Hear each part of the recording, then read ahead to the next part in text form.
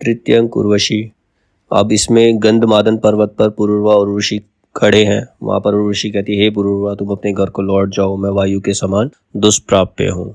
मतलब उसको कहते तुम मुझे प्राप्त नहीं कर सकते, जिस प्रकार वायु को कोई प्राप्त नहीं कर सकता, कंट्रोल नहीं कर सकता, उस तरह तुम भी मुझे प्राप्त नहीं कर सकते। यहाँ पर पुरूरवा और उर्वशी के बीच वार्तालाप होता है। पुरूरवा सबसे पहले पुरूरवा कहता है, जब से हम तुम मिले न जाने कितने अभिसारों में, रजनी कर श्रृंगार सितासित नभ में घूम चुकी है, जाने कितनी बार चंद्रमा को बारी बारी से अमा चुरा ले गई और फिर ज्योत्सना ले आई है। कहता जब से हम दोनों मिले हैं कुछ अजीब सा ही, मतलब कुछ अलग सा ही मेरे साथ हो रहा है। रजनी मतलब रात, रात श्रृंगार करके, रात जो है तारों से श्रृंगार करके इस पूरे नभ में, पूरे आकाश में घूम चुकी है। और जो चांद उगा हुआ है, जो आकाश में जो चांद है, कई बार उसे अंधेरा चुरा कर ले जाता है, यानी कि वो अंधेरे में कई बादलों में जाकर छुप जाता है और कई बार जो रोशनी है उसको बाहर ले आती, पूरी चमक के साथ वो बाहर आ जाता है। जब से हम तुम मिले रूप के अगम फुल कानन में, अनिमिष मेरी दृष्टि किसी विस्मय में डूब गई है। अर्थ नहीं सूझता मुझे अपनी ही विकल गिरा का, शब्दों से बनती हैं जो मूर्तियां तुम्हारे दृक से, उठने वाले शीर ज्वार में गलकर खो जाती हैं। कहता जब से हम तुम मिले हैं, तो जैसे कानन मतलब जो कानन का मतलब होता है जंगल, फूलों का जब मतलब फुल कानन उसने बोला है तो एक बगीचा है ये, ठीक है। तो यहाँ पर मेरी आंखें जो है, मुझे अपनी आंखों पर भरोसा नहीं होता, मैं क्या देख रहा हूँ, मेरी आंखों को क्या दिखाई दे रहा है, मैं क्या क्या कल्पनाएं कर रहा हूँ। जब भी मैं तुम्हारी आंखों में देखता हूँ अलग सी कल्पना में डूब जाता हूँ, ठीक है। और जो मेरे मन में विचार उठते हैं वो मेरे ही मन के ज्वार में मिलकर खो जाते हैं। खड़ा सिहरता रहता मैं आनंद विकल उर तरसा, जिसकी डालों पर प्रसन्न गिलहरियां किलक रही हों, या पत्तों में छुपी हुई कोयल कूजन करती हों। कहता मैं एकदम से कांप जाता हूँ, खड़े खड़े कांप जाता हूँ आनंद से, खुशी से। खुशी की लहर मेरे तन में इस तरह से उमड़ जाती, मैं इस तरीके का हो जाता हूँ जैसे किसी पेड़ पर गिलहरियां खेल रही हों, खुश होकर गिलहरियां खेल रही हों, या उसमें कोयल जो है गा रही हों। उस तरु के समान मेरी अवस्था हो गई है, उस पेड़ के समान मेरी अवस्था है। उर्वशी। अब उर्वशी कहती है, जब से हम तुम मिले न जाने क्या हो गया समय को, लय होता जा रहा मरुगति से अतीत ग्रहवर में, किंतु हाय जब तुम्हें देख मैं सुरपुर को लौटी थी, यही काल अजगर समान प्राणों पर बैठ गया था, उदित सूर्य नभ से जाने का नाम नहीं लेता था, कल्प बिताए बिना न हटती थी वे काल निशाएं। अब उर्वशी कहती जब से हम तुम मिले, मेरी हालत भी कुछ ऐसी ही है। जब हम साथ थे तो समय बड़ी जल्दी बीत गया, समय एकदम से जल्दी से बीत गया, पता ही नहीं चला। लेकिन जब मैं तुमसे मिलने के बाद जब सुरपुर देवलोक वापस गई तो वहां पर मेरे से दिन बिताए नहीं बीतता था, मतलब सूर्य एक बार आने के बाद जाने का नाम ही नहीं लेता था। और रात कल्प होता, कई सालों का समय को कल्प कहते हैं।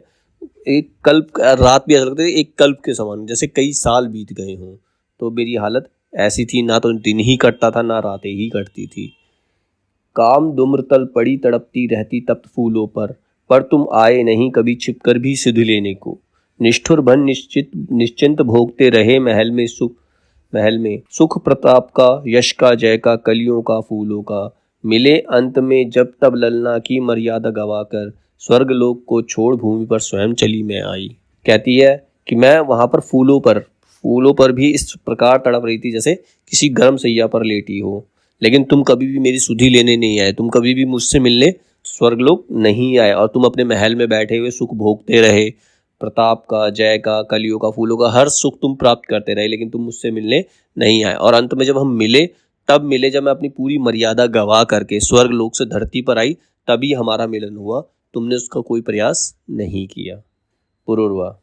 चिर कृतज्ञ हूँ इस कृपालुता के हित, किंतु मिलन का इसे छोड़कर और दूसरा कौन पंथ संभव था। उस दिन दुष्ट धनुष के कर से तुम्हें विमोचित करके और छोड़कर तुम्हें तुम्हारी सखियों के हाथों में लौटा, जब मैं राजभवन को लगा दे ही केवल रथ में बैठी हुई है किसी विद ग्रह तक पहुंच गई है।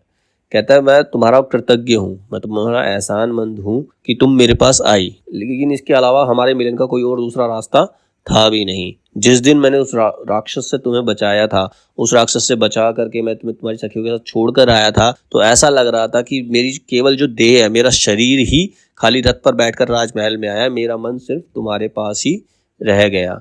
छूट गए हैं प्राण उन्हीं उज्ज्वल मेघों के वन में, जहां मिली थी तुम क्षीरोदधि में ललिमा लहर सी। मतलब मेरे प्राण तो वहीं रह गए थे जहां पर तुम मुझे मिली थी। कई बार चाहा सुरपति से जाकर स्वयं कहूँ मैं, अब उर्वशी बिना यह जीवन भार हुआ जाता है। बड़ी कृपा हो उसे आप यदि भूतल पर जाने दें। कई बार तो मेरे मन में ये भी आया कि मैं स्वयं देवराज इंद्र के पास जाऊं, उनसे कहूं कि मैं उर्वशी के बिना मेरा जीवन व्यर्थ हो जाएगा, उसे मेरे साथ पृथ्वी पर आने दो। पर मन ने टोका, क्षत्रिय भी भीख मांगते हैं क्या, और प्रेम क्या कभी प्राप्त होता भिक्षाटन से। मिल भी गई उर्वशी यदि तुमको इंद्र की कृपा से, उसका हृदय कपाट कौन तेरे निमित्त खोलेगा। बाहर साकल नहीं जिसे तू खोल हृदय पा जाए, इस मंदिर का द्वार सजा अंतःपुर से खुलता है। तो कहता है फिर मैंने सोचा कि मैं इंद्र से जाके तुम्हें मांग लूं, लेकिन फिर मन ने रोक दिया कि मैं एक राजा हूं, क्या राजा को भिक्षा मांगना शोभा देता है, और क्या कभी प्रेम भी भिक्षा में प्राप्त किया जा सकता है। अगर मान लो उर्वशी मुझे इंद्र की कृपा से मिल भी जाती, अगर तुम मुझे इंद्र की कृपा से मिल भी जाती, तो तुम्हारे हृदय में मतलब तुम्हारे दिल में मैं अपनी जगह कैसे बनाता, क्योंकि हृदय के द्वार तो अपने आप ही प्रेम से खुलते हैं। अगर तुम भी मुझसे प्रेम करती हो तभी मैं तुम्हारे हृदय में प्रवेश कर सकता था। और कभी यह भी सोचा है जिस सुगंध से छक्कर विकल वायु बह रही मत होकर त्रिकाल त्रिभुवन की, उस दिगंत व्यापनी गंध की अव्यय अमर शिखा को मर्त्य प्राण की किस निकुंज विधि में बांध धरेगा। और क्या यह भी सोचा है, और कभी यह भी सोचा है कि जो सुगंध छक्कर मतलब जो देवलोक की जो सुगंध है, मतलब वहाँ के लोग चिरंजीव होते हैं, मतलब वो बहुत लंबे से तो जीवित रहते हैं, अमर होते हैं वो, तो क्या उसको क्या पृथ्वी पर बांध कर रखा जा सकता है। मेरे मन में ये भी विचार आया कि मैं उसको क्या पृथ्वी पर कभी बांध कर रख पाऊंगा। इसलिए असहाय तड़पता बैठा रहा महल में, लेकर यह विश्वास प्रीति मेरी यदि मृषा नहीं है, मेरे मन का दाह व्योम के नीचे नहीं रुकेगा। जलद पुंज को भेद पहुंचकर पारिजात के वन में, वह अवश्य ही कर देगा संतप्त तुम्हारे मन को, और पीड़िती जगने पर तुम वैकुंठ लोक को तजकर किसी रात निश्चय भूतल पर स्वयं चली आओगी। तो मैंने कहा इसीलिए मैं महल में बैठा हुआ तड़पता ही रहा, यही सब सोचकर कि मैं तुम्हें बांध नहीं सकता, मैं तुम्हें पृथ्वी पर नहीं ला सकता, यही सोचकर मैं महल में बैठा रहा और तड़पता रहा, और मेरे मन का अंधेरा जो है कभी कम नहीं हुआ। लेकिन मुझे यकीन था जिस दिन मेरे प्रति तुम्हारे मन में प्रेम आएगा, तुम किसी रात को चुपके से वापस इस भूतल पर आ ही जाओगी, अपने आप आ जाओगी। उर्वशी, सो तो मैं आ गई, किंतु यह वैसा ही आना है। अयस कांत से ले खींच अयस्म को जैसे निज बाहों में, पर इस आने में किंचित भी स्वाद कहाँ उस सुख का, जो सुख मिलता उस मनस्वनी माम लोचनाओं को, जिन्हें प्रेम से उद्वेलित विक्रमा पुरुष बलशाली रण से लाते जीत या कि बल सहित हरण करते हैं। कहते वो तो सही है, मैं आ भी गई, लेकिन ये तो ऐसा ही आना है कि कोई अपने अपने आप ही खिंचा चला आया, मतलब इसमें कोई आनंद नहीं है, इस आने में कोई सुख प्राप्त नहीं है। सुख तो प्राप्त तब होता जब तुम किसी वीर पुरुष की भांति मुझे या तो इंद्र से जीत कर लाते या फिर अपने बल से मुझे हरण कर कर लाते, तो वो जो सुख मुझे प्राप्त होता वो सुख अब प्राप्त नहीं हुआ है। नदियां आती स्वयं ध्यान सागर पर कब देता है, वेला का सौभाग्य जिसे आलिंगन में भरने को, चिर अतृप्त उद्भ्रांत महोदधि लहराता रहता है। कहता है नदियां जब स्वयं सागर में आकर गिर जाती है तो सागर उन नदियों पर ध्यान नहीं देता, क्योंकि नदियों को तो आना ही है सागर के अंदर, तो सागर को उससे कोई फर्क पड़ता नहीं, समुद्र को वो उस पर ध्यान भी नहीं देता। तो मेरा आना भी वैसा ही है, मैं स्वयं तुम्हारे पास आई हूँ, तो इसमें तुम्हें कुछ नहीं करना पड़ा। वही धन्य जो मानमयी प्रणय के बाहुवलय में खिंची नहीं विक्रम तरंग पर चढ़ी हुई आती है, हरण किया क्यों नहीं मांग लाने में यदि अपयश था। कहता अगर तुम्हें इंद्र से मांगने में अपयश लग रहा था, भिक्षा लग रही थी, तो तुम मुझे हरण करके भी तो ला सकते थे। पुरुरवा, अब पुरुरवा कहता है अयश मूल दोनों विक्रम है, हरण हो की भिक्षाटन, और हरण करता मैं किसका, उस सौंदर्य सुधा का जो देवों की शांति इंद्र के दृग की शीतलता थी। कहता है ये तो दोनों ही अयश के काम है, चाहे मैं भिक्षा मांगता चाहे मैं तुम्हारा हरण करता, दोनों से ही अयश होता, दोनों से ही मेरा जो नाम है वो बदनाम होता। और मैं किसका हरण करता, जो देवलोक की शोभा है, जो इंद्र की आंखों की शीतलता है, मैं उसका हरण करता। नहीं बढ़ाया कभी हाथ पर के स्वाधीन मुकुट पर, ना तो किया संघर्ष कभी पर भी वसुधा हरने को, तब भी प्रतिष्ठान पुरवंदित है सहस्त्र मुकुटों से, और राज्य सीमा दिन दिन विस्तृत होती जाती है। इसी भांति प्रत्येक सुयश सुख विजय सिद्धि जीवन की अनायास स्वयं प्राप्त मुझको होती आई है। यह सब उनकी कृपा सृष्टि की जिनकी गुण रचना है। झुके हुए हम धनुष मात्र हैं, तनी हुई जया पर से किसी और की इच्छाओं के बाण चला करते हैं। कहता है, पुरूरवा कहता है कि मैंने कभी भी किसी की स्वाधीनता को नहीं छेड़ा, मैंने कभी भी किसी की स्वाधीनता के ऊपर प्रश्न नहीं उठाया, ना ही किसी पर आक्रमण किया। मैंने स्वर्ग तो छोड़ो, मैंने धरती पर भी किसी का हरण नहीं किया, लेकिन फिर भी मेरा जो यश है वो दिन प्रतिदिन बढ़ता चला जाता है। दिन प्रतिदिन मेरी राज्य की सीमा बढ़ती जा रही है, मुझे सब कुछ प्राप्त अपने आप होता है। मैं सिर्फ एक धनुष का समान हूँ जिसके ऊपर प्रत्यंचा चढ़ी हुई है और वो अपने आप सब कुछ जीतता चला जा रहा है। मैं मनुष्य कामना वायु मेरे भीतर बहती है, कभी मंद गति से प्राणों से सिरहन पुलक जगाकर, कभी डालियों को मरोड़ झंझा की दारुण गति से, मन का दीपक बुझा बनाकर तिमिरा छन हृदय को। किंतु पुरुष क्या कभी मानता है तम के शासन को, फिर होता संघर्ष तिमिर में दीपक फिर जलते हैं। कहता मैं मनुष्य हूँ, कामना वायु मेरे अंदर भी बहती है, मेरे अंदर भी कामना है, मेरे अंदर भी इच्छाएं हैं। वो कभी इच्छा मंद गति से चलती है तो कभी तेज गति से चलती है, कभी मुझे झंझोड़ती है, कभी अंधेरा मनुष्य के ऊपर भारी हो जाता है, लेकिन जो मनुष्य है वो कभी भी अंधेरे के शासन को नहीं मानता, वो फिर से उसमें दीपक जलाने का प्रयास करता है और उस अंधेरे को दूर करने के लिए दीपक जला ही देता है। रंगों की आकुल तरंग जब हमको कस लेती है, हम केवल डूबते नहीं ऊपर भी उतराते हैं। पुंडरीक के सदृश मृत्यु जल की जिसका जीवन है, पर तब भी रहता अलिप्त जो शलील और करदम से, नहीं इत्र इच्छाओं तक ही अनासक्ति सीमित है, उसका किंचित स्पर्श प्रणय को भी पवित्र करता है। कहता है जो हमारे मन की कामनाएं हैं ये हमारे मन के प्रणय मतलब प्रेम को भी पवित्र कर देती है। मनुष्य मतलब अपने इच्छा से कुछ भी कर सकता है, कहने का उसका यही तात्पर्य है। उर्वशी, यह मैं क्या सुन रही देवताओं के जग से चलकर, फिर मैं क्या फंस गई किसी सुर के बाहुवलय में। अंधकार की मैं प्रतिमा हूँ, जब तक हृदय तुम्हारा तिमिरग्रस्त है तब तक ही मैं उस पर राज करूंगी, और जलाओगे जिस दिन बुझे हुए दीपक को, मुझे त्याग दोगे प्रभात में रजनी की माला सी। अब वो ऋषि चौंक कर कहती है, ये मैं क्या सुन रही हूँ, मैं कहाँ आ गई हूँ। जो देवता है, तुम भी देवताओं जैसी बातें कर रहे हो, मैं देवताओं को छोड़कर किस वजह कहाँ आकर फंस गई हूँ। तुम्हारे हिसाब से मैं अंधकार की प्रतिमा हूँ, जिस दिन तुम्हारे मन में ज्योति जलेगी उस दिन तुम मुझे त्याग दोगे। यह विधुन में स्पर्श तिमिर है पाकर जिसे त्वचा की, नींद टूट जाती रोमों में दीपक बल जल उठते हैं। वह आलिंगन अंधकार है जिसमें बंद कर जाने पर हम प्रकाश में महासिंधु में उतराने लगते हैं। और कहोगे तिमिरशूल उस चुंबन को भी जिससे जड़ता की ग्रंथियां निकल तन मन की खुल जाती हैं। तुम मुझे अंधकार कह रहे हो जिसे छू कर तुम्हारे मन में अनेक इच्छाएं जग रही हैं, और मेरे चुंबन को भी क्या तुम अंधकार का कांटा कहोगे जिसे तुम्हारे सारे तन मन की जड़ता को खोल कर रख दिया है, तुम्हें सक्रिय कर दिया, निष्क्रिय से सक्रिय कर दिया है। यह भी कैसी द्विधा, देवता गंधों के घेरे से निकल नहीं मधुपूर्ण पुष्प का चुंबन ले सकते हैं, और दे धर्मी नर फूलों के शरीर को तजकर ललचाता है दूर गंध के नभ में उड़ जाने को। कहती कैसी दुविधा है, जो देवता है वो केवल खुशबू ले सकते हैं, केवल गंध ले सकते हैं, उसको चूम नहीं सकते, चुंबन पुष्पों को चूम नहीं सकते। और वहीं जो मनुष्य है वो शरीर को चूम सकता है, उसका रस ले सकता है, लेकिन फिर वो उसको छोड़कर खुद नभ में उड़ना चाहता है। मतलब मनुष्य जो है वो देवता बनना चाहता है, देवता जो है वो मनुष्य बनना चाहता है। ये कैसी दुविधा है। अनाशक्ति तुम कहो किंतु उस द्विधाग्रस्त मानव की झांकी तुम में देख मुझे जाने क्यों भय लगता है।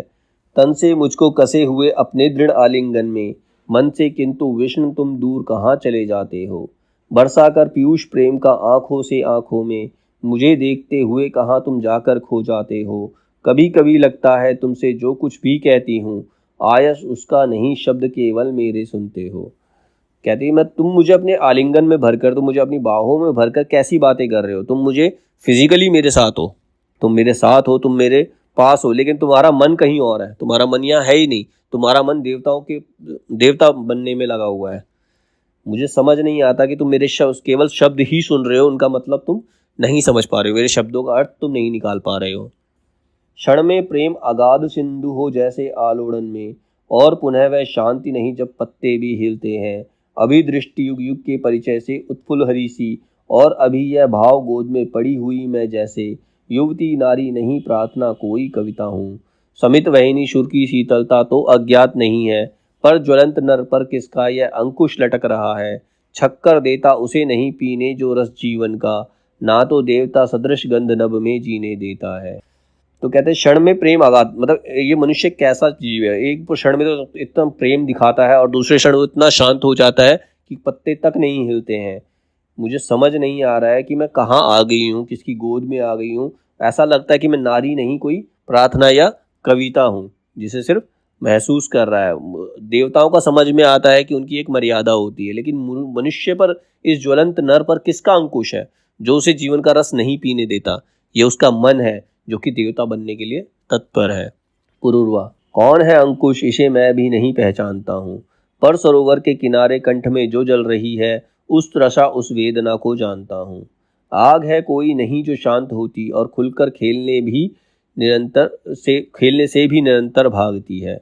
ये अंकुश कैसा है ये मैं भी नहीं जानता, लेकिन ऐसा लगता है कि सरोवर के किनारे कोई बैठा है और जल रहा है। मेरे मन में एक वेदना सी है, एक अलग प्रकार की वेदना है। ऐसी आग है जो शांत होती नहीं है और मुझे खुलकर खेलने भी नहीं देती, खुलकर प्रेम भी नहीं करने देती। रूप का रसमय निमंत्रण या कि मेरे ही रुद्र की वहनी मुझको शांति से जीने ना देती। हर घड़ी कहती उठो इस चंद्रमा को हाथ से धर कर निचोड़ो, पान कर लो यह सुधा मैं शांत होंगी, अब नहीं आगे कभी उद्भ्रांत होंगी। कहता एक रूप है, एक तुम उर्वशी जो रूप है, तुम मुझे निमंत्रण दे रही हो और वहीं मेरे रुधिर की वहनी, मतलब मेरे रुधिर मतलब रक्त, रक्त की आग मुझे शांति से नहीं जीने देती। मेरे अंदर एक अजीब सी हलचल है। हर घड़ी मुझे कहती है कि खड़े हो जाओ, उस चंद्रमा को पकड़ो और निचोड़ दो और उसकी सुधा, सुधा मतलब अमृत का पान कर लो तो मैं शांत हो जाऊंगी और फिर उसके बाद कभी भी उद्भ्रांत नहीं होंगी। किंतु रस के पात्र ज्यों ही लगाता हूँ अधर को, घूंट या दो घूंट पीते ही ना जाने किस अतल से नाद यह आता, अब अभी तक ना समझा। कहता है मैं इसको लेकर जैसे ही इसका पान करना चाहता हूँ, जैसे इसको ग्रहण करना चाहता हूँ, एक दो घूंट पीता हूँ, उसके बाद अंदर से पता नहीं कैसी अजीब सी हलचल होती है जो मुझे अभी तक समझ में नहीं आ रही है। दृष्टि का जो पेय है वह रक्त का भोजन नहीं है, रूप की आराधना का मार्ग आलिंगन नहीं है। दृष्टि का जो पेय है, आंखों को जो अच्छा लगता है, वो रक्त का भोजन नहीं है। मतलब रक्त कुछ और मांगता है, आंखें कुछ और देखती हैं। ये रूप एक आराधना है, रूप रूप ऐसी आराधना है जिसका मतलब जिसको किसी को पाना ही, रूप को पाना, रूप की आराधना करना आलिंगन में भरना नहीं है। टूट गिरती है उमंगे बाहुओं का पाश हो जाता शिथिल है, मतलब आलिंगन करता भी है तो कई बार क्या होता है उमंग टूट जाती है और जो पकड़ होती है वो अपने आप ही ढीली हो जाती है। अप्रतिभिब मैं भी उसी दुर्गम जल्दी में डूब जाता, फिर वही उदिम चीक चिंतन, फिर वही प्रचा निरंतन। रूप की आराधना का मार्ग आलिंगन नहीं तो और क्या है, स्नेह का सौंदर्य को उपहार रस चुंबन नहीं तो और क्या है। मतलब फिर मेरे मन में वही चीज़ें उठती हैं कि रूप की आराधना का मार्ग आलिंगन नहीं है तो क्या है, किसी को मतलब रूप की आराधना करना है, अगर मैं उसको बाहों में ले रहा हूँ, अगर वो उसका मार्ग नहीं है तो फिर उसका मार्ग क्या है? स्नेह, स्नेह का सौंदर्य, स्नेह का सौंदर्य, अगर किसी को सौंदर्य से अगर तुम्हें प्रेम है तो अगर उसका चुंबन नहीं करोगे तो उसके लिए और क्या रास्ता है, और क्या कर सकते हैं? रक्त की उत्तम लहरों की परिधि के पार कोई सत्य हो तो चाहता हूँ भेद उसका जान लूँ। पथ हो सौंदर्य की आराधना का व्योम में यदि शून्य की उस रेखा को पहचान लो। कहता मेरे मन में ऐसा है कि अगर इन जो रक्त की उत्तम लहरें हैं उसके पार भी अगर कोई सत्य है तो मैं उसका भेद जानना चाहता हूँ। मेरे मन के अंधकार से ऊपर उठकर मैं उस शून्य की रेखा को पहचानना चाहता हूँ कि एक मनुष्य कहाँ तक जा सकता है। पर जहाँ तक भी उड़ू इस प्रश्न का उत्तर नहीं है। मृति महाद आकाश में ठहरे कहाँ पर, शून्य है सब और नीचे भी से नहीं संतोष। मिट्टी के हृदय से दूर होता ही कभी अंबर नहीं है। इस व्यथा को झेलता आकाश की निस्मितता में घूमता फिरता विकल विभ्रांत पर कुछ भी ना पाता। कहता है मेरे प्रश्नों के उत्तर मुझे नहीं मिलते, मैं शून्य के पार भी चला गया तो उसका कोई उत्तर नहीं है। ना तो ऊपर ही संतोष है, ना नीचे पृथ्वी पर ही संतोष है। ये व्यथा मैं झेलता आ रहा हूँ, पूरे आकाश में मैं घूमता रहा फिरता रहा, लेकिन मेरे प्रश्नों का उत्तर मुझे नहीं मिलता है। प्रश्न को करता गगन की शून्यता में गूंज कर सब और मेरे ही स्वर्ण में लौट आता। मैं जब अपने प्रश्नों को लेकर आकाश में घूम रहा हूँ तो वो गूंज गूंज कर वो प्रश्न वापस मेरे पास ही आ जाते, उसका कोई उत्तर मुझे नहीं मिलता है। और इतने में मही का गान फिर देता सुनाई, हम वही जग है जहाँ पर फूल खिलते हैं, दूब है सैया हमारे देवता की, पुष्प के वे कुंज मंदिर हैं, जहाँ शीतल हरित एकांत मंडप में प्रकृति के कंटकित युवती युवक स्वच्छंद मिलते हैं। फिर वापस मैं धरती पर ही लौट जाता हूँ जहाँ पर फूल खिलते हैं और जिस पे हम देवताओं को पूजते हैं। तो यहाँ ये वही पृथ्वी है जहाँ पर युवक और युवती स्वच्छंद, स्वच्छंद मतलब बिना किसी रोक टोक के मिल सकते हैं। इन कपोलों की ललाई देखते हो और अधरों की हंसी, यह कुंद सी जूही कली सी, गौर चंपक यष्टि यह देह सतत पुष्पाभरण से, स्वर्ण की प्रतिमा कला के स्वप्न सांचे में ढली सी। अब इसमें वो उर्वशी के बारे में बता रहा है इनको, वो उसकी लाली को देखकर, उसके रूप को देख करके वो बोलता है, यह तुम्हारी कल्पना है प्यार कर लो, रूप सी नारी प्रकृति का चित्र है सबसे मनोहर। ओ गगनचारी यहाँ मधुमास छाया है, पृथ्वी पर उतरो, कमल कपूर कुमकुम से कुटुज से इस अतुल्य सौंदर्य का श्रृंगार कर लो। कहता है ये तुम्हारी कल्पना है तो तुम प्रेम कर सकती हो। रूपसी नारी वगैरह, रूपसी नारी जो है वो प्रकृति का ही चित्र है जो सबसे ज्यादा मनोहर होता है। ओ गगनचारी, उसको कहता है गगन में रहने वाली, यहाँ पृथ्वी पर मधुमास छाया है, प्रेम का सीजन है, मधुमास मतलब प्रेम का सीजन, तो भूमि पर उतरो, अपना श्रृंगार करो। गीत आता है मही से या कि मेरे ही रुधिर का राग यह उठता गगन में, बुलबुलों सी टूटने लगती मधुर स्मृतियां हृदय में। याद आता है मदिर उल्लास में फूला हुआ वन, याद आते हैं तरंगित अंक के रोमांच कंपन, स्वर्ण स्वर्णावल्लरी में फूल खिलते से हुए सुमुख, याद आता है निशा के ज्वार में उन्माद का सुख, कामनाएं प्राण को हिलकोरती हैं, चुंबनों में चिन्ह जग पड़ते त्वचा में, फिर किसी का स्पर्श पाने को तृषा चित्कार करती है। तो वही कह रहा है कि ये सारी चीजें हैं, वो उससे कहता है आकर श्रृंगार कर लो। गीत ये मही का मतलब पृथ्वी का गीत है, या मेरे अंदर रक्त का राग है जो गगन में उठ रहा है, मेरे मन में बुलबुले से फूट रहे हैं और यादें मेरे हृदय में आती जा रही हैं। तो कहता है मेरा जो मन है वापस तुमसे मिलने को तड़प रहा है। मैं न रुक पाता कहीं, फिर लौट आता हूँ पिपासित, शून्य से साकार सुषमा के भुवन में, युद्ध से भागे हुए उस वेदना विवल युवक सा, जो कहीं रुकता नहीं, बेचैन जा गिरता गुंठित, तीर सा सीधे प्रिया की गोद में। तो अब उसकी हालत फिर से वैसी ही हो गई है कि वो ऐसा लग रहा है कि युद्ध से भागकर अपनी प्रेमिका की गोद में जाकर गिर जाता है। चूमता हूँ दूब को, जल को, प्रसूनो पल्लवों को, वल्लरी की बाह भर उर्से लगाता हूँ, बाल कोसा मैं तुम्हारे वक्ष में मुंह को छिपाकर, नींद की निस्तब्धता में डूब जाता हूँ। कहता मैं तुम्हारे गले से लगकर तुम में डूब जाना चाहता हूँ, एक बालक के समान, जैसे बालक अपनी माँ के वक्षस्थल से लगकर डूब सो जाता है, उसी प्रकार से मैं भी सोना चाहता हूँ। नींद जल का स्रोत है, छाया सघन है, नींद श्यामल मेघ है, शीतल पवन है, किंतु जगकर देखता हूँ कामनाएं वर्तिका सी बल रही हैं। जिस तरह पहले पिपासा से विकल थी, प्यास से आकुल अभी भी जल रही है। रात भर मानो उन्हें दीपक सदृश चलना पड़ा हो, नींद में मानो किसी मरुदेश में चलना पड़ा हो। फिर जब वो जगता है तो उसकी कामनाएं हैं, जो उसके अंदर की कामनाएं वो फिर से जग जाती है, वो फिर से उससे प्रेम करना चाहता है, उसके अंदर प्रेम की जो प्यास है वापस जग जाती है। उसे ऐसा लगता है कि पूरी रात वो किसी रेगिस्तान में ही चलता रहा हो प्रेम पाने के लिए, प्रेम रूपी जल को पाने के लिए पूरी रात किसी मरुस्थल में चल रहा हो, ऐसा लग रहा था। फिर शुद्धित कोई अतिथि आवाज देता, फिर अधर पुट खोजने लगते अधर को, कामना छूकर त्वचा को फिर जगाती है, रेंगने लगते सहस्त्र सापों सोने के रुद्र में, चेतना रस की लहर में डूब जाती है। वापस उसको उसके मन की प्यास वापस जग जाती है। और तब सहसा न जाने ध्यान खो जाता कहाँ पर, फिर अचानक से ध्यान कहीं खो जाता है। सत्य ही रहता नहीं यह ज्ञान, तुम कविता कुसुम या कामिनी हो, आरती की ज्योति को भुज में समेटे, मैं तुम्हारी ओर अपलक देखता एकांत मन से, रूप के उद्गम अगम का भेद गुनता हूँ, सांस में सौरभ तुम्हारे वर्ण में गायन भरा है, सींचता हूँ प्राण को इस गंध की भीनी लहर से, और अंगों की विधा की विचियों से एक होकर मैं तुम्हारे रंग का संगीत सुनता हूँ। फिर उसके रूप में वापस खो जाता है, उसको देखता है और वापस उसके रूप में खो जाता है।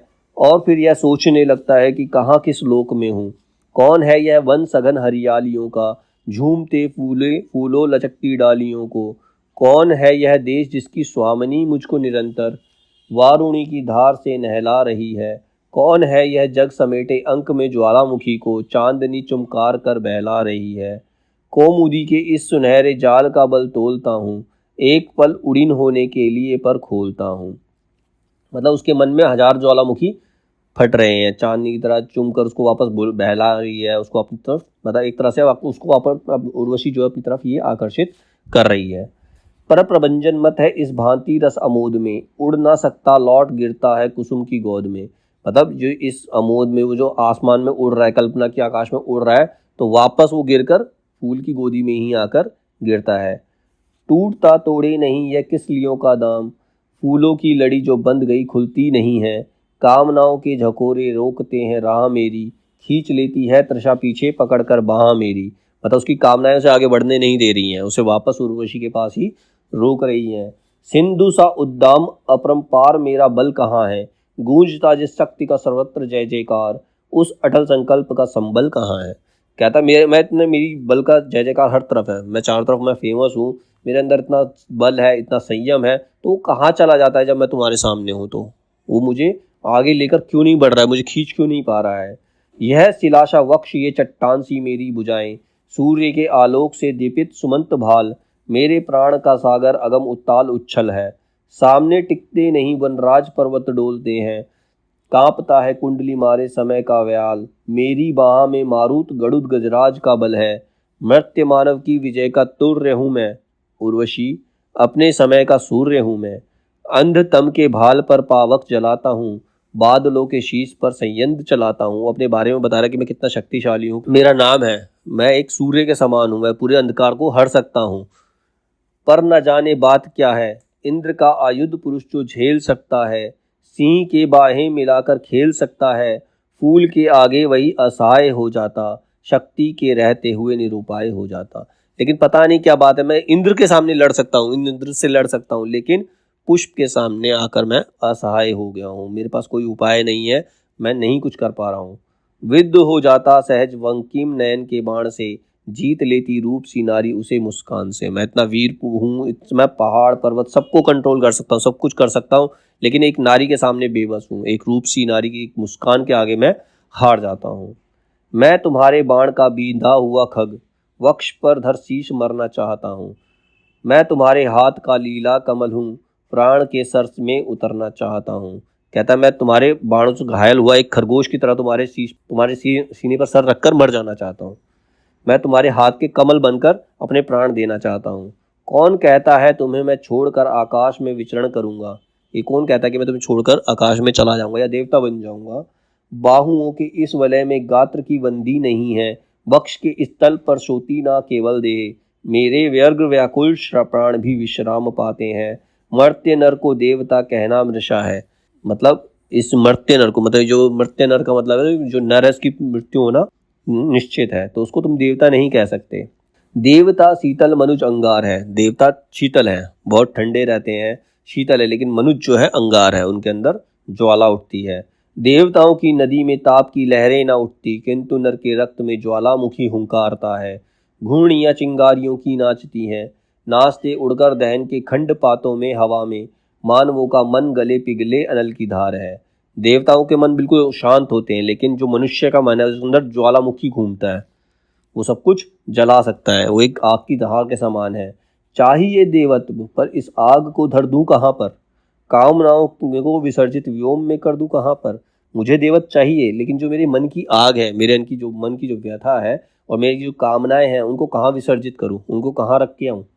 वहीनी का बेचैन यह रसकोश बोलो कौन लेगा, आग के बदले मुझे संतोष बोलो कौन देगा। मेरे अंदर जो आग जल रही है, ये इसको कौन लेगा, मेरे अंदर की जो बेचैनी है, मेरे अंदर की जो चीज़ें हैं, ये कौन लेगा अगर मैं देवता बन भी गया तो। और मैं इसके बदले मुझे संतोष कौन देने आएगा, संतुष्टि मुझे प्राप्त नहीं होगी। फिर दिशाएं मौन फिर उत्तर नहीं है, फिर से सारी दिशाएं, इस प्रश्न का उत्तर तो किसी के पास है ही नहीं। प्राण की चिरसंगनी या वहिनी, इसको साथ लेकर भूमि से आकाश तक चलते रहो, मर्त्य नर का भाग्य, जब तक प्रेम की धारा ना मिलती आप अपनी आग में जलते रहो। मतलब ये मनुष्य का जीवन ही ऐसा है कि ये धरती से लेकर आकाश तक चलता रहेगा, लेकिन ये मनुष्य का भाग्य है, उसे जब तक चलना है, जब तक उसे प्रेम की धारा नहीं मिलती, जब तक उसे प्रेम की धारा नहीं मिलेगी उसे इस आग में जलना ही होगा।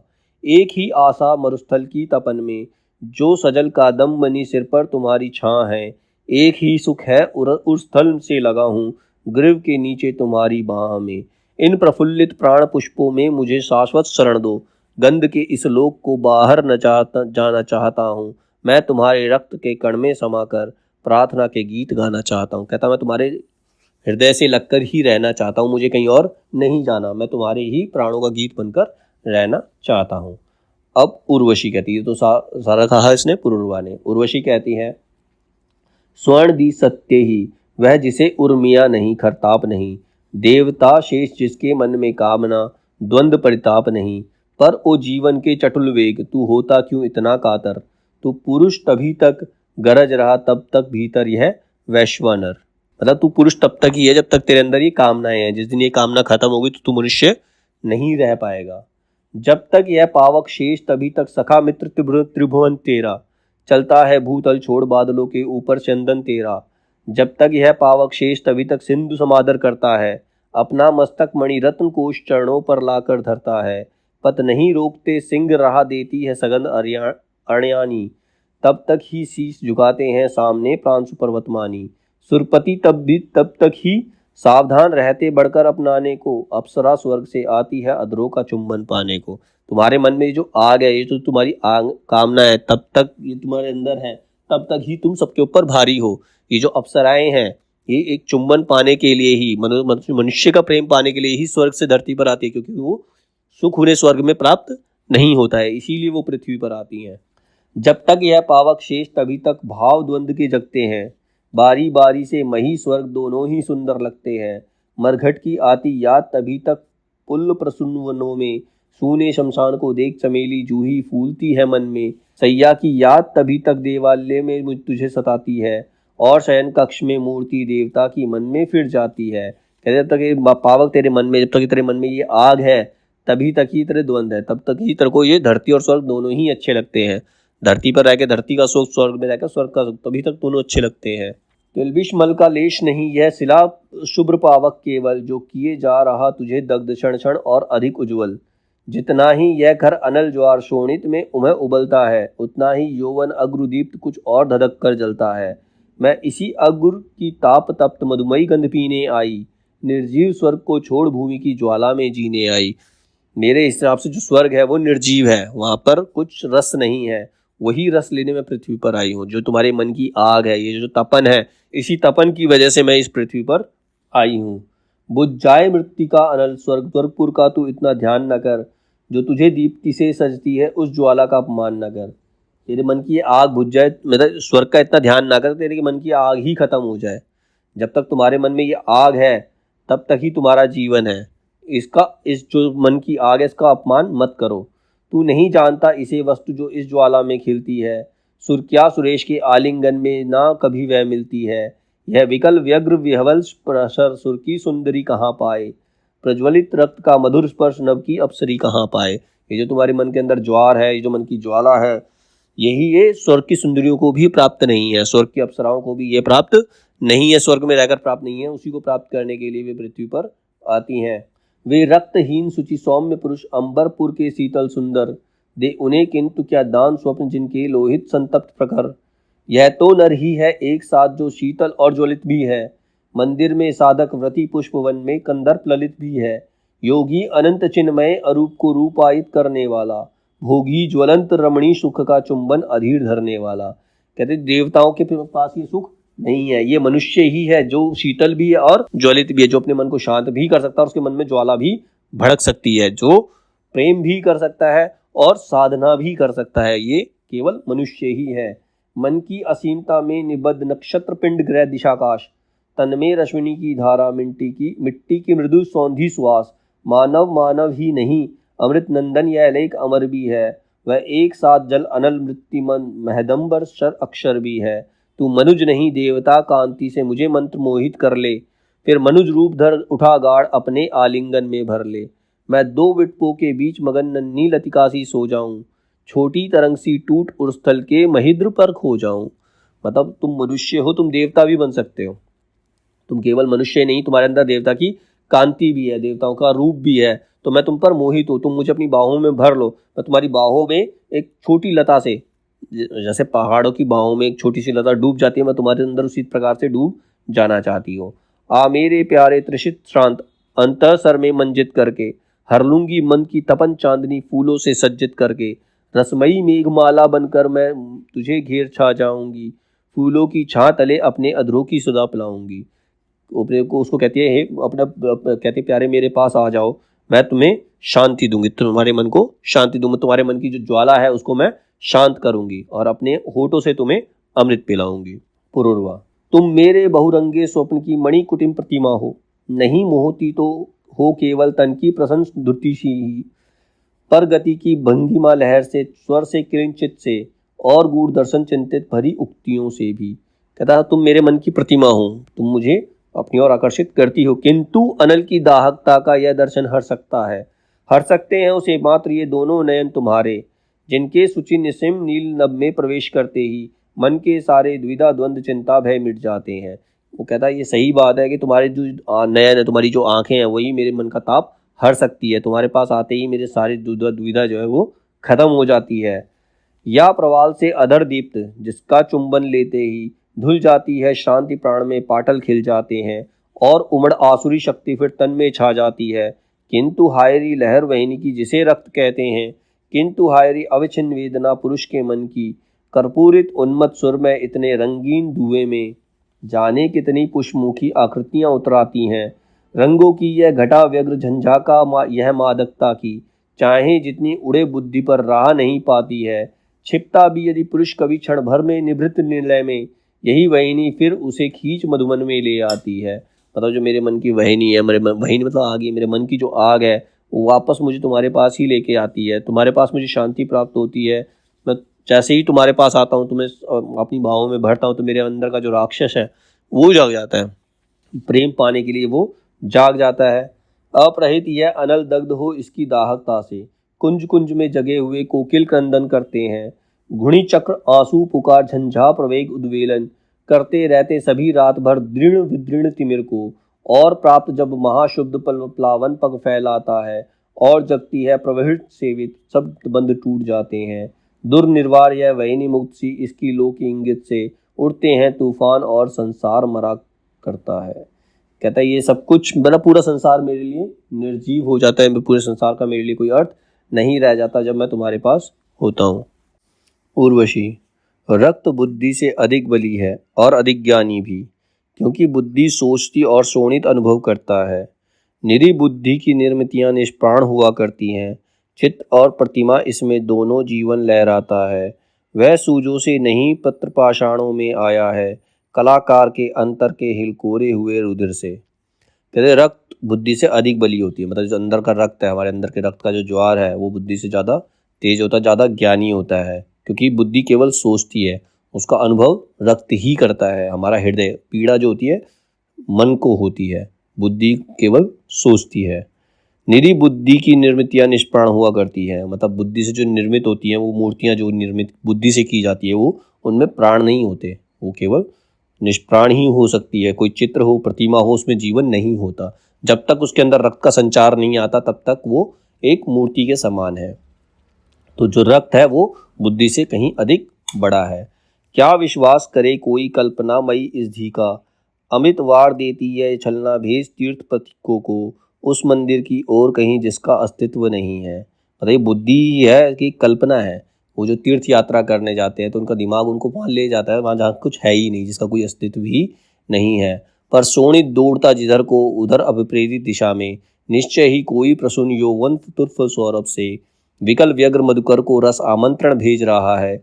या वासक सज्जा कोई फूलों के कुंज भवन में पथ ज्योति हुई संकेत स्थल सूचित करने को, खड़ी सुमुष्टिक पदबरागणी नूपुर नूपुर बजा रही है। लेकिन रक्त जो है तुम्हें उस और लेकर जाएगा जहां तुम्हारे लिए कोई प्रतीक्षा करता है, जो तुम्हें प्रेम देना चाहता है, जहां कोई तुम्हारे लिए नूपुर मतलब पायल बजाएगी, किसी पैरों में पायल बज रही है, रक्त तुम्हें उस तरफ लेकर जाएगा। तुम्हारे मन का जो ज्वार है तुम्हें उस तरफ लेकर जाएगा, और बुद्धि जो है तुम्हें उस तीर्थ यात्रा पर ले जाएगी जिसका कोई मतलब नहीं है।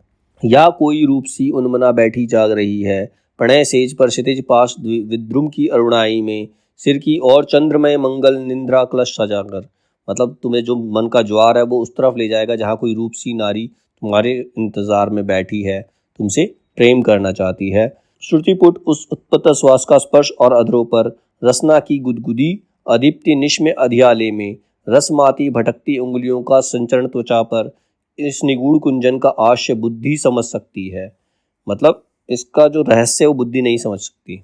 जो रक्त का ज्वार है, जो तुम्हारे मन की सोच है, जो तुम्हारी कामना है, तुम्हें उस जगह ले जाती है जिसको बुद्धि कभी समझ नहीं सकती। बुद्धि उससे कभी भी बुद्धि उससे कभी सहमत नहीं होगी। उसे समझना रक्त एक कंपन जिसमें उठता है, किस धूप की फुनगी में औचक छू जाने पर भी। बुद्धि बहुत करती बखान सागर तट की सिकता का, पर तरंगित चुंबिक सेकत किसी कोमलता है। इसे जानती केवल सिरहित त्वचा नग्न चरणों की। मतलब तुम्हें समुद्र को अगर फील करना है तो नंगे पैर वहां जाकर खड़े होना पड़ेगा। जब वो समुद्र तुम्हारे पैरों पर आएगा, पानी तुम्हारे पैरों से जाएगा, निकलेगा, उसके नीचे की जो मिट्टी होगी उसका एहसास तुम्हें तुम्हारे अंदर का रक्त कराएगा, ना कि बुद्धि कराएगी। बुद्धि उसका एहसास तुम्हें नहीं करा सकती, तुम्हारे जो नंगे पैर है वो उसका तुम्हें एहसास कराएंगे, जो वो तुम्हारे अंदर रुधिर बह रहा है। तुम निरूपते हो विराग जिसकी भी शिखा सुनाकर, मेरे लिए सत्य की वाणी वह तप्त शोणित है। तप्त शोणित, तुमने अपने रक्त की ज्वाला को जिसको विभीषिका बता रहे हो, जो तुम्हारे मन की व्यथा है, वो व्यथा नहीं, वही एक सत्य है। पढ़ो रक्त की भाषा को, विश्वास करो इस लिपि का, यह भाषा यह लिपि मानस को कभी नहीं भरमाएगी। ये तुम्हें वही फील कराएगी जो फील होता है। छली बुद्धि की भांति जिसे सुख दुख से सूर्य भरे भुवन में, पाप दीखता वहाँ जहाँ सुंदरता हुलस रही है, और पुण्य चय वहाँ जहाँ कंकाल कुलिश काटे हैं। मतलब ये बुद्धि तो तुम्हें वहाँ ले जाएगी जहाँ पर कांटे हैं, कंकाल है, तुम्हें कष्ट सहने पर मजबूर करेगी, तुम्हें उसका सुख नहीं, तुम्हें रूप का सुख लेने नहीं देगी। ये तुम्हारी बुद्धि है, ये तुम्हें भरमाती है। लेकिन जो तुम्हारे रक्त का ज्वार है वो तो तुम्हें सही जगह ले जाएगा, जिसे तुम गलत बता रहे हो।